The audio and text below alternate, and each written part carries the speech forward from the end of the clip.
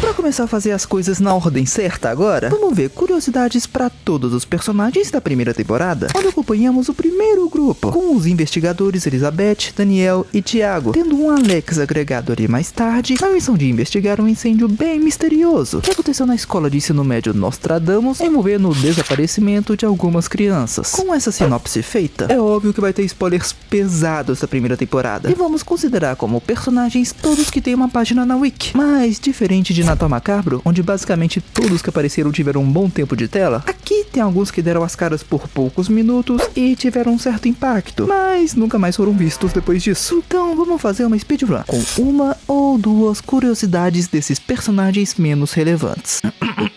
Victoria Hopspur é a mãe do Gabriel e mulher que tentou dar em cima do Tiago. Não confundir com a Marcela, essa é outra mulher. A família deles é muito bem de vida. A capinha do celular dela é cheia de brilhinhos, inclusive tendo o que parecem ser diamantes reais. Nancy é a empregada dessa família e foi inspirada na empregada do próprio ADM na época. Evelyn Orlando e Fernanda Pinto foram duas das crianças desaparecidas durante as ações dos cultistas na escola. Depois de mortas, elas se fundiram e viraram uma aberração de carne. Júlia Correia e Lina são outras crianças que também foram abduzidas e mortas. Uma se tornou um zumbi de sangue bestial que Elizabeth eliminou, e a outra estava no processo de se transformar quando os agentes acabaram com sua miséria. Matias e Olavo são cultistas disfarçados de professores que o Álvaro contratou, além de serem os primeiros humanos aliados do outro lado que os protagonistas enfrentaram diretamente. Geraldo era um vigia e foi o primeiro velhinho a tomar um mata-leão em ordem. Digo primeiro porque ele não vai ser o último. Douglas e Elizabeth são policiais que estavam investigando o caso da escola junto do Gonzales. Diferente dele, eles sobreviveram ao caso, mas nunca mais foram vistos numa mesa outra vez. Jorge era o mobeiro que foi apagar o incêndio da escola, mas foi gankado pela degolificada, se transformando na primeira criatura paranormal que apareceu numa mesa de ordem. Ufa, speedrun completa. Agora sim podemos começar com as curiosidades dos personagens realmente relevantes. O diretor Álvaro Augusto foi o responsável por tudo que rolou nessa temporada, e a ideia original pra esse cara é que ele na verdade seria um vampiro imortal, mas felizmente foi descartado. Imagina o rolê que seria encaixar isso no universo atual. Uma outra ideia mais pé no chão é que ele seria um homem que tá vivo desde a civilização suméria, que sobreviveu tanto tempo fazendo magias pra trocar de corpo. Mas na versão final, Álvaro se tornou só um diretor com alguns poderes, e essa ideia aí foi transferida pra um personagem separado, só um pouquinho relevante pro plot de Ordem. Álvaro foi a primeira pessoa que é dito ter conjurado um ritual nas mesas, no caso de apagar memória que usou no Alex. Daniel Hartman é um famoso escritor e ex-fazenda, sendo o primeiro personagem do Luba em Ordem, e a ideia original que teve pra ele seria de ser um homem japonês, mas no fim optou em fazer o personagem ser um clone de si mesmo, só que mais magro e acabado, usando essa ideia de japonês em seu segundo personagem. Ele gostava muito de dragões metálicos e lia Força G, só que esses detalhes são de retcon, já que a banda e o quadrinho provavelmente ainda não tinham sido inclusos no universo de Ordem lá na primeira campanha. Em sua lápide no Segredo na Floresta, tá escrito: suas palavras serão eternas, e de fato elas foram, já que até hoje tem criatura brotando de livros que esse caba escreveu. O sobrenome e gosto por bebidas alcoólicas da Elizabeth Weber são referência a Richard Weber, que é um personagem de Grey's Anatomy, uma outra série que eu nunca assisti. Já apareceram umas 15 séries aqui e eu nunca assisti nenhuma delas, mas eu juro que não sou um completo goblin sem cultura, só uns 80%. Antes da sua mãe morrer, Liz queria fazer astrofísica e física temporal, mas a arrastada pra cima da mulher foi o que incentivou ela a seguir o ramo da biologia e se tornar cientista forense. Por causa dessa decisão, acabou se envolvendo com a Ordem mais tarde. A ideia original que a Gabi teve pra essa personagem é que a Elizabeth seria meio humana e meio criatura paranormal, mas acabou deixando isso de lado por achar que poderia ser meio roubado demais. Por pouco não tivemos um monstruoso 4 anos antes de Sobrevivendo ao Horror lançar, hein? Gabriel é o garoto que teve o corpo roubado pela Agatha, só que originalmente ele se chamaria Daniel, com o apelido de Dan, mas isso acabou sendo mudado pra não acontecer confusão com o personagem do Luba. Em seu quarto tem posters de Tormenta, o que além de mostrar que ele é fã de RPGs, mostra o quão visionário é o Selbit, já que anos depois, a Jumbo, editora responsável por Tormenta, desenvolveria o sistema de Ordem. Na porta do Gabriel tem Não Entre, escrito com a fonte do Metallica, ou seja, mais um fã de dragões metálicos pra conta. A Agatha tinha sangue AB negativo, mas se tornou B positivo depois que assumiu o corpo do Gabriel, o que talvez tenha sido proposital, já que AB negativo é o único tipo sanguíneo que consegue receber doação de de qualquer outro. E o Gabriel foi forçado a doar seu corpo pra ela? Eu não sei. Talvez em algum ponto essa lógica tenha sentido. Ela gosta de ver TikTok no tempo livre. Uma das ideias originais pra caso a Agatha sobrevivesse a essa campanha é que ela retornaria tentando matar todos que se envolveram no seu caso. Mas esse plot foi descartado e fizeram dela uma aliada da organização nas próximas temporadas. Gustavo era uma das crianças amigas do Gabriel, que mesmo não sendo da mesma escola que ele, fazia o esforço de se juntar ao parceiro pra fazer bullying com a coitada da Agatha. Esse guri estava presente no momento que a Agatinha fez a troca de corpo com o Gabriel e matou o moleque agora dentro de seu corpo original. Mas antes que pudesse entender o que estava acontecendo ali, seu amigo virou a Degolificada, que mandou o Gustavo de arrasta também. Uma ideia descartada para esse personagem é que depois de morto ele teria se transformado em um espírito que ficaria vagando pela escola e aloprando os investigadores enquanto eles faziam o trabalho deles, sem atrapalhar e nem ajudar. Mas como sabemos, isso foi descartado. Matheus era mais uma criança amiga do Gabriel, além de ser filho do Renan e Marcela, que são doutores muito inteligentes, encontrados na ala médica e laboratório da Ordo Realitas em Desconjuração. Aparentemente, o moleque herdou uma parte da predisposição intelectual que seus pais têm, tendo vários prêmios acadêmicos que ganhou, apesar de tão jovem, expostos na sua casa. Ele gosta de jujubas, sempre carregando uns pacotinhos pra onde quer que vá. Diferente do Gabriel e Gustavo, o Matheus era gente fina, não fazia bullying com a Agatha e até tentou avisar ela sobre os planos do Gabriel. Tanto que ele foi o único moleque que ela demonstrou alguma preocupação pela segurança quando confrontada pelos agentes. Você sabia que o canal finalmente tem a opção de seja membro ativada? Se quiser ter uns emojis ou ter acesso antecipado a novos vídeos, chega mais. Voltando, Gonzales é o principal policial enviado para investigar o caso do incêndio na escola e durante o caso estava no meio do processo de escrever uma carta para a esposa. Mas infelizmente a Degolificada pegou ele antes que pudesse terminar. Ele é um dos poucos NPCs que, mesmo tendo morrido nessa campanha, foi relevante em futuras, tendo uma pequena participação em Segredo na Floresta e sendo referenciado quando os agentes esbarraram com seu primo em Desconjuração. Todo mundo lembra que Gonzales morreu na primeira temporada, mas poucos se lembram que pelo seu corpo ter ficado dentro da escola, ele se transformou num zumbi de sangue deformado por causa do estrago que a Degolificada causou e os protagonistas tiveram que lidar com ele quando foram concluir a missão. O nome Senhor Veríssimo é uma junção de Fênix Veríssimo, um advogado de um jogo sobre investigação criminal, eu acho que é, pelo menos, não colhei muito a fundo esse jogo, e Mr. Verity, o diretor da Ordo Veritatis, a organização que combate o paranormal no sistema de exoterroristas que foi usado nessa primeira temporada. Ele é o primeiro personagem que apareceu numa mesa de ordem que também tá presente no Enigma do Medo. Senhor Veríssimo tem sangue O negativo, que também talvez não seja coincidência, já que esse é o tipo sanguíneo doador universal, o único que consegue fazer doação pra qualquer outro, o que talvez é uma referência a como ele doou toda a sua vida a combater o paranormal. Novamente, talvez tenha algum significado maior nesse sentido. Thiago Fritz foi paquerado pela Victoria, mãe do Gabriel, coisa que ele não curtiu tanto e acabou passando um número de telefone fake pra mulher. Mas em algum momento depois dessa temporada, o Thiago entrou em contato com ela de novo, só não sabemos pra que motivo. Sua bebida favorita é café puro. Thiago tem transtorno de acumulação compulsiva. A gente vê isso quando entram no seu apartamento nessa temporada, que é entupido de tranqueira. Um zumbi de sangue foi a primeira criatura que encontramos numa mesa de ordem, que nem falei na speedrun, sendo gerado pelo corpo do bombeiro Jorge ter ficado exposto na escola, que era um local de membrana fina. Dá pra ver que um zumbi de sangue do Jorge é bem diferente dos que encontramos nas próximas temporadas, sendo menos carnudo e revertendo pra forma de um corpo humano normal depois de morto. Os zumbis de sangue têm essa bocona, mas ao contrário do que a maioria deve pensar, ela não é só uma versão mais esticada da boca humana, mas sim da própria cabeça que se abriu ao meio e cresceu alguns dentes ali. A aberração de carne é uma criatura no sistema de ordem, mas ao contrário de outras que nunca tinham aparecido nas campanhas, essa aqui apareceu nessa temporada, mas deve ter passado despercebida pra muita gente. No caso, sua lore diz que essa criatura é gerada a partir de experimentos de junção de dois corpos, que foi o que aconteceu com os cadáveres das crianças Evelyn e Fernanda. Existem outras criaturas que já apareceram em mesas que são resultado da junção de vários corpos, mas pelo elemento de sangue, essa foi a primeira e única vez que isso rolou. A Degolificada foi a primeira criatura a ter uma ilustração oficial. Além disso, ela também foi a primeira ameaça que matou um NPC aliado e um player dentro de uma mesa. Ironicamente, uma das primeiras criaturas a aparecer em ordem é uma das ameaças do outro lado mais poderosas e temidas desse universo, sendo a única criatura que tem todos os 5 elementos. Alex, durante a mesa, mostrou uma segunda personalidade chamada Ricardo Almeida, só que ela não foi criada ali do nada. Ricardo Almeida é o nome de um personagem que o Selbert interpretava enquanto fazia lives jogando Tetris lá em 2018. Em todo o seu tempo de tela, ele só só deu um tiro e conseguiu eliminar o alvo com essa única bala, já que o disparo foi nele mesmo. O esporte favorito do Alex é vôlei. Ufa, vencemos. Assiste a versão Natal Macabro se não tiver visto, vire membro e tchau!